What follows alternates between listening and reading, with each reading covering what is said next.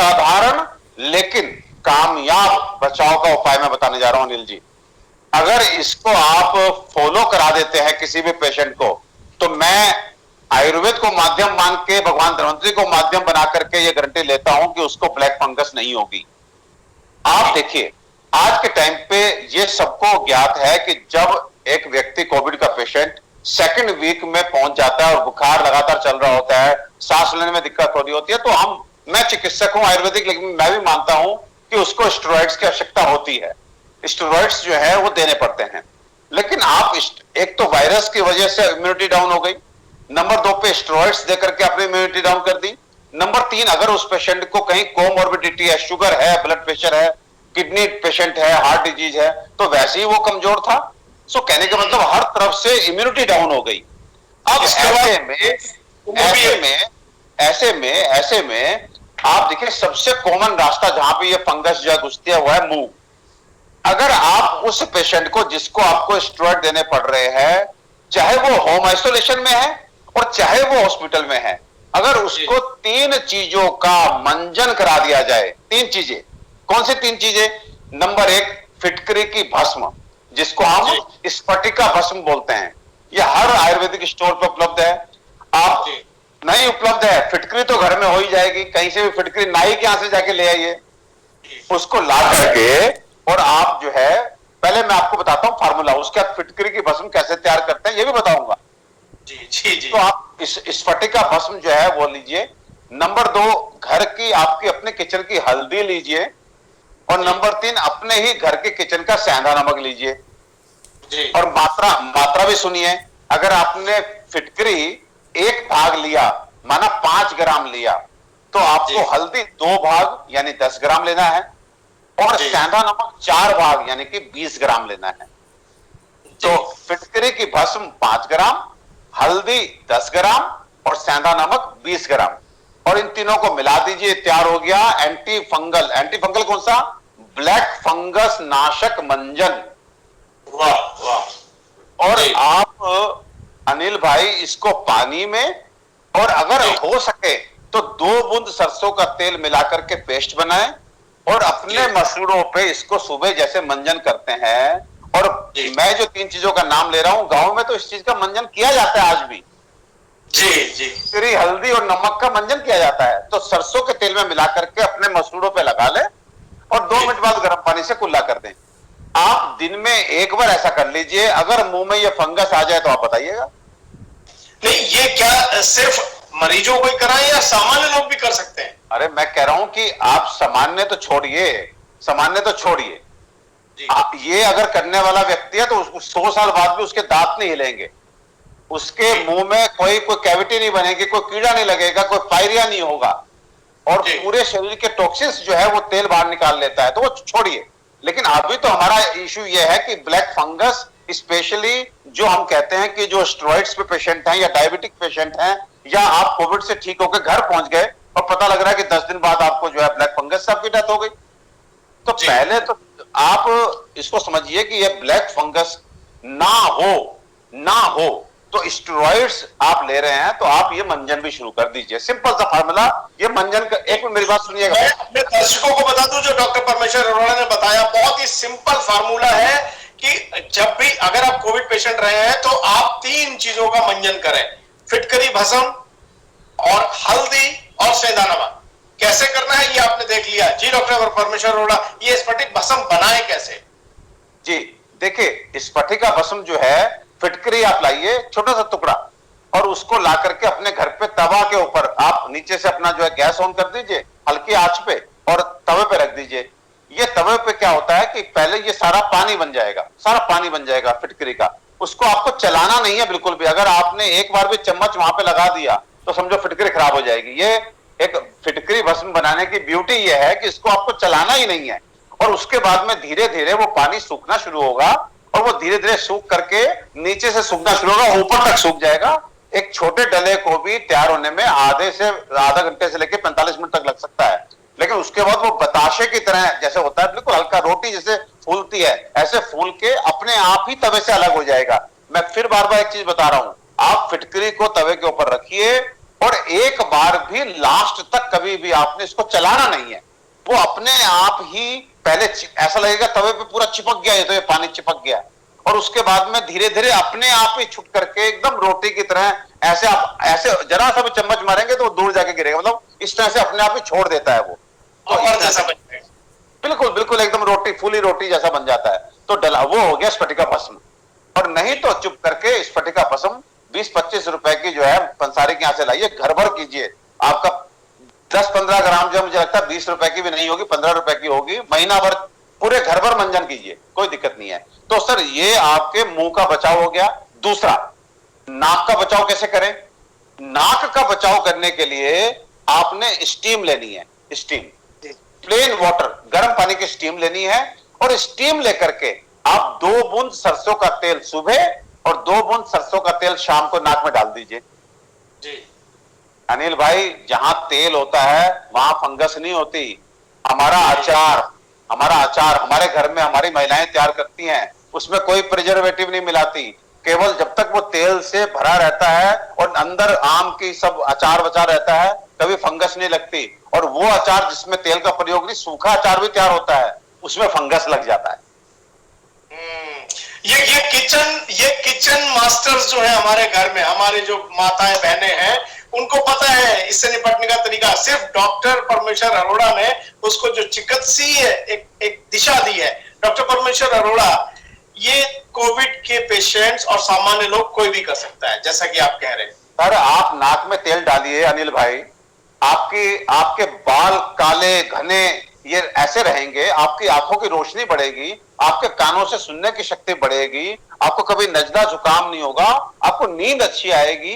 अरे हम क्या कह रहे हैं आपको, हम कह रहे हैं 2 बूंद सरसों का तेल नाक में डाल दीजिए, जो हमारे बड़े सालों से, सैकड़ों सालों से डालते ही थे। हम लोग जो है स्मार्ट बन गए, हम लोग स्मार्ट, हमने तेल से नाता तोड़ा और बीमारियों से नाता जोड़ा। और वैसे कह रहा हूं, मैं फिर कह रहा हूं, जो तेल खाएगा और तेल लगाएगा, ये समझ लीजिए, मतलब अगर शायराना अंदाज में बोलूं, तेल से नाता जोड़ो, रोगों से नाता तोड़ो। तो जो तेल के साथ जुड़ जाएगा खाने में, लगाने में, रोग उसके आसपास नहीं फटकेगा। और इस सब चीजों का वैज्ञानिक विश्लेषण अनिल जी कभी चर्चा करेंगे, मैं बताऊंगा कैसे तेल हमारे शरीर को हम बीमारियों से दूर रखता है। इसी पे केवल 15 मिनट की चर्चा कीजिए कि तेल का रोल हमें स्वस्थ बनाने में क्या है, तेल का रोल। लेकिन अभी रुके, तीसरा रास्ता आंख। यस, हमने मुंह की बात की, हमने नाक की बात की, आंख की बात करते हैं। और आंख और कान से भी कोई समस्या हो सकती है, क्योंकि इसमें ईएनटी का बहुत बड़ा रोल है। तो तेल डालिए सरसों का, कौन नहीं डालता था? लहसुन जला करके तेल कान में डालना, मेरे ख्याल से अनिल जी आप और हमें तो खूब पड़ा है। अब आज के डॉक्टर अगर मना करें कि तेल मत डालिए तो भैया ठीक है, लेकिन आपको हमको तो खूब मां ने तेल डाला है और लहसुन पका के डाला है। तो ऐसे ही आंखों के लिए क्या होता है, आंखों के लिए हम क्या कराते हैं, गोघृत यानी कि गाय के दूध से बना घी, गाय का घी जिसे शुद्ध देसी घी बोलते हैं, अगर वो उपलब्ध हो जाए तो सर्वोत्तम। और नहीं तो हमारी भैंस बुआ क्या बुरी है? जी। अरे बुआ के दूध का जो है वो भी अगर घी मिल जाए कोई बात नहीं, उसको 1 बूंद ड्रॉपर की मदद से आंख में डालिए। घी को आंख में ड्रॉपर की मदद से डाल लीजिए 1 बूंद, और देखिए घी डालने से आंख में फफूंद घुस के दिखाए, तेल नाक में डाला तो वहां घुस के दिखाए, और मुंह में जिसमें इस मतलब फिटकरी, हल्दी और नमक का मंजन हुआ है वहां घुस के दिखाए, फंगस होगा ही नहीं। इलाज की तो बात छोड़िए, जो सर्जरी करके खुरच करके निकाल रहे हैं कामयाबी नहीं मिल रही। आप जानते हैं जो इंजेक्शन ब्लैक फंगस के लिए ड्रग ऑफ चॉइस बन गया है, आज वो इंजेक्शन, आप विश्वास कीजिए, आज वो इंजेक्शन बड़े बड़े हॉस्पिटल में नहीं है। और उसके लिए कितना ऑफर आ रहा है एक इंजेक्शन के लिए, जिससे पक्का नहीं कि कामयाबी मिलेगी। 1 लाख 2 लाख रुपए रोज देने को तैयार हैं, वो इंजेक्शन दे दीजिए। देखिए कितनी बड़ी बात है। हम दर्शकों को बता दें कि जिस इंजेक्शन की 1-2 लाख रुपए कीमत है, वो सिर्फ 5 रुपए या 10 रुपए या 100 रुपए में आप अपने पास अपनी किचन से वो तैयार कर सकते हैं। डॉक्टर परमेश्वर अरोड़ा, एक चीज और है जो कोविड पेशेंट्स हैं जो ठीक हो गए, उनके साथ एक समस्या और है, उन्हें थकान बहुत हो रही है, उन्हें बार बार बुखार आ रहा है। तो उनके लिए भी कोई उपाय आपके, क्योंकि देखिए आप गंगाराम जैसे अस्पताल में रहे हैं और बहुत लंबा अनुभव है आपका, और आपने देश में भर में हजारों मरीजों को ठीक किया है, इन लोगों के लिए आपका क्या कहना है? देखिए, पहले तो पोस्ट कोविड पेशेंट जो होते हैं उनमें अब जैसे ब्लैक फंगस को फिर से मैं बोलूंगा कि आप कोविड से ठीक होके आ गए, 10 दिन बाद आपको ब्लैक फंगस हो गई। एक्चुअली ब्लैक फंगस बाद में नहीं होती, वो शुरू हो चुकी थी लगनी, वो लेके आए थे आप, लेकिन किसी भी चीज को इतनी मात्रा में होने में कि वो आप पे अटैक कर सके वो टाइम लगता है। तो ये वहीं से लेके आए, और अक्सर हम देखते हैं वहां से पेशेंट डिस्चार्ज होता है, फिर भी उसको स्टेरॉइड्स कहा जाता है कि अभी हमने 20 mg पे रखा, आप इसको 5 दिन 10 mg घर पे लीजिएगा, फिर 5 mg करके बंद कर दीजिएगा। तो स्टेरॉइड वो तभी भी चला रहा होता है। सो इसलिए ब्लैक फंगस घर पे आके नहीं लगती, ये जब से स्टेरॉइड शुरू होते हैं तब से ही संभावना इसकी शुरू हो जाती है। दूसरा क्वेश्चन, पोस्ट कोविड पेशेंट को वीकनेस दूर करनी है, फिर बड़ा किचन की रेमेडी जो 80 to 90% पेशेंट को विद इन 15 डेज तरोताजा कर देगी। सिंपल चीज, आपको 4 से 6 दाना मुनक्का और 4 दाने काली मिर्च, ये आप दोनों मिलाकर के चबा के हल्दी वाले दूध से सुबह शाम ले लीजिए। आप 15 दिन में फिर वही ताकत पाएंगे जो आपको कोविड से पहले थी। 6 दाना मुनक्का और 4 दाने काली मिर्च, ये सुबह भी और शाम को भी। चाहे आप डायबिटिक भी हैं तब भी मेरी तरफ से आपको अलाउ है जी। अच्छा, और काली मिर्च। अगर आप डायबिटिक है तब भी इस दूध मुनक्का और इसको ले सकते हैं? बिल्कुल सर, वो रात में उठ के फ्रिज से बर्फी खाना कहां छोड़ते हैं डायबिटिक पेशेंट। और ये बताइए, एक बार चीनी वाली चाय कहां एतराज है? और दूसरा ये कि जो 150 से सीधा 650 और 550 कर दे रहा है स्टेरॉइड्स, उसको भी तो ले रहे हैं।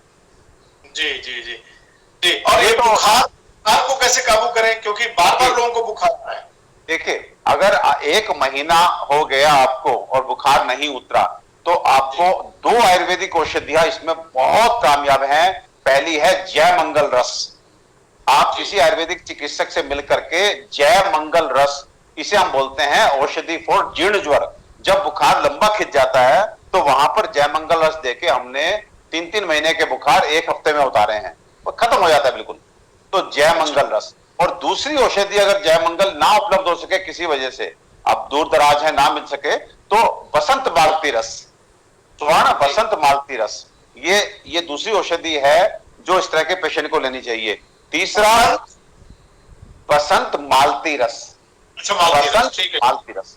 और तीसरी बात, आप ऐसे पेशेंट, उसका नाम है जी हाँ, और एक औषधि है अमृतारिष्ट। अमृतारिष्ट जो है वो गिलोय से बनती है। तो अमृतारिष्ट 4 चम्मच बराबर पानी मिला करके, और साथ में सुदर्शन घनवटी 2-2 गोली, ये खाना खाने के बाद दोपहर और रात्रि में दीजिए।